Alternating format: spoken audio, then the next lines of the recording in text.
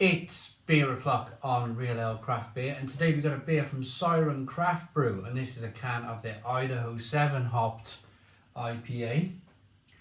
It's called Expressions, Idaho 7 double dry hopped IPA.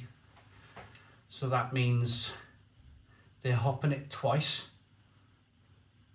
probably hopping it twice in the fermenter. 5.2% ABV, 440 milliliter can. Cost me £3 this one in Sainsbury's. And if I've got that wrong, Tesco's. There's been so many beers launched over the last few weeks in the UK, especially Sainsbury's and Tesco. They've been absolutely smashing. It might even be Morrison's, you know.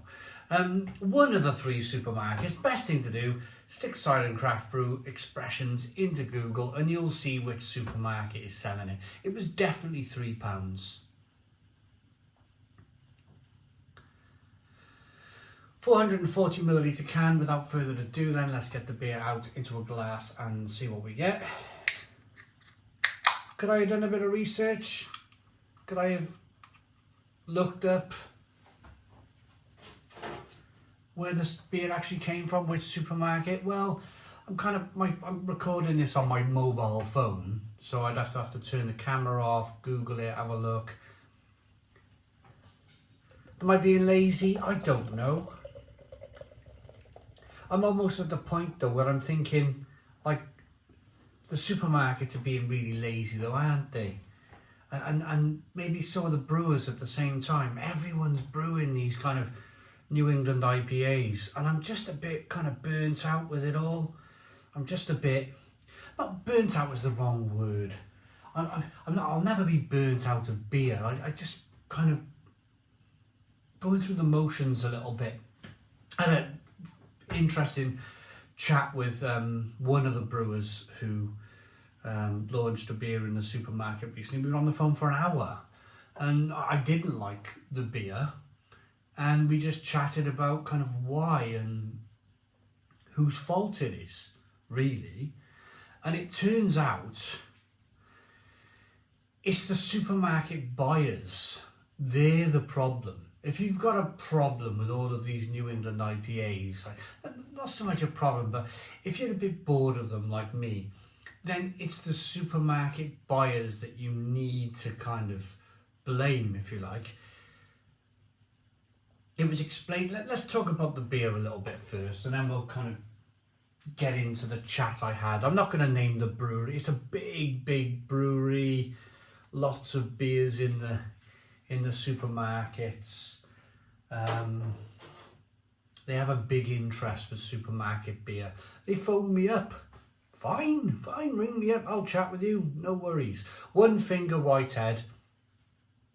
Good levels of carbonation. Hazy,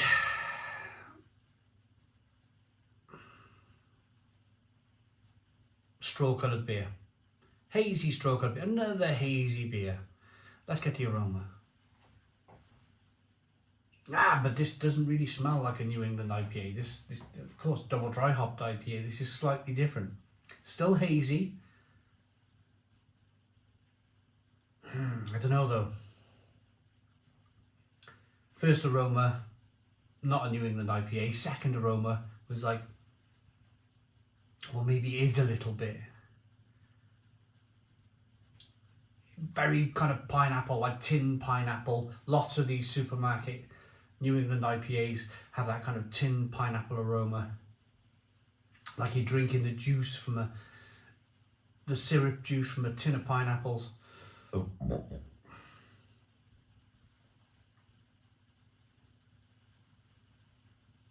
Lemon, bit of orange peel. Let's dive in. Cheers, everybody.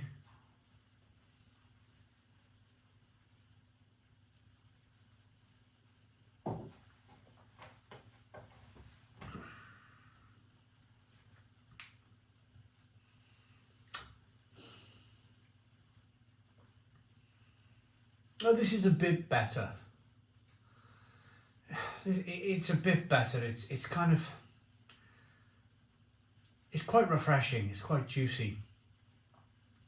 but it still has that same generic tin pineapple, bit of orange peel. They all seem to taste the same. And this was the chat yesterday. I'll be, you know, I'm reviewing beer on YouTube. They can hear what I'm saying, the brewers. And I had this conversation on the phone just yesterday with a big brewer. I said, all of these beers are tasting the same. They're all tasting the same. I said, we're getting to a point now where, and I mentioned this in a previous review, what's the point in having lots of different companies' milk on the shelves if it's all going to taste like milk, if it's all going to taste the same? Milk comes from a cow, yeah. You can be milking a cow in Scotland or milking a cow in Devon, and the milk's going to taste, unless you get that kind of like Jersey cow milk, which is quite different. But generally, milk's going to taste the same, isn't it? And I think we're getting to the point now where all of these IPAs, all of these New England IPAs, they're all tasting a bit like tin pineapple. They're all tasting a bit like orange peel and a touch of grapefruit and lemon, and they're all very.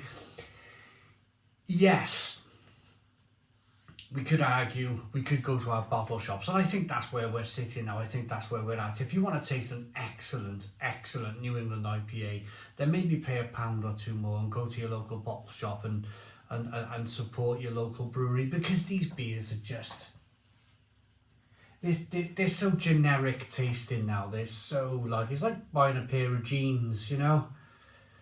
It's like buying a pair of blue jeans. You can buy a pair of blue jeans in Burton. You can buy a pair of blue jeans in Top Man, if Top Man still exists, I don't know. You can buy a pair of blue jeans in Primark if you want. They're all generally going to fit the same, they're all going to look the same, they're all going to do the same job. And I think that's where we are now with these beers. They're all so samey. I'm going to say it, I honestly think the brewers are sharing the recipe. I honestly think that the brewers that are in the supermarkets, they seem to be using the same generic recipe. They're all tasting the blooming same. And I'm doing two things here. I'm one, going back to drinking more traditional beers, and two, using my bottle shop a little bit more. It was really exciting. It was exciting for quite some time, buying and drinking supermarket beer, because it was different. There was a difference. But now, this February 2024 release, they're all tasting relatively the same, and you can buy one from one brewery or another brewery, and they're all kind of tasting tin pineapple, whatnot. And this is a conversation I had on the phone yesterday. It was a case of like,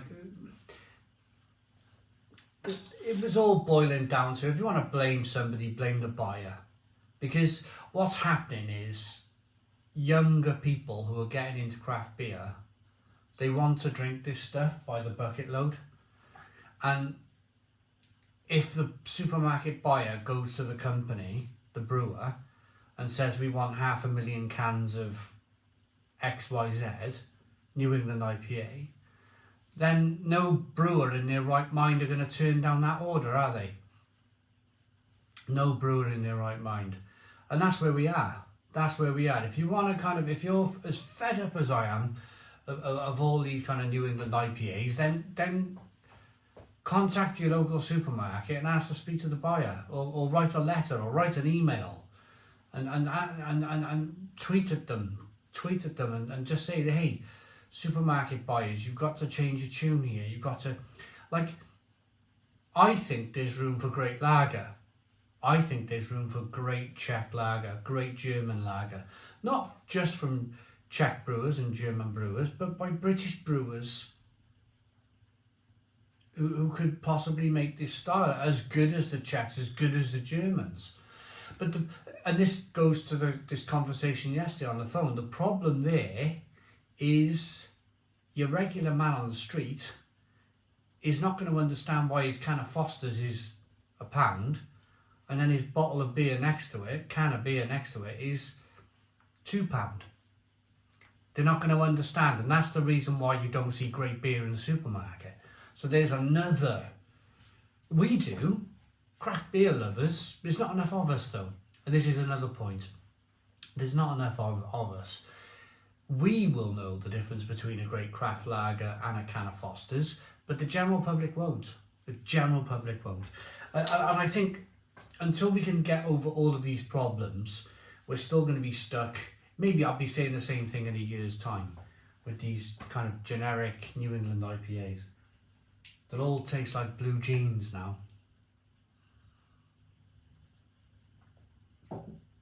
There's nothing wrong with it. It's not. There's no off flavours. There's no. If you're a lover of New England IPA, you'll probably love this. You'll probably love it.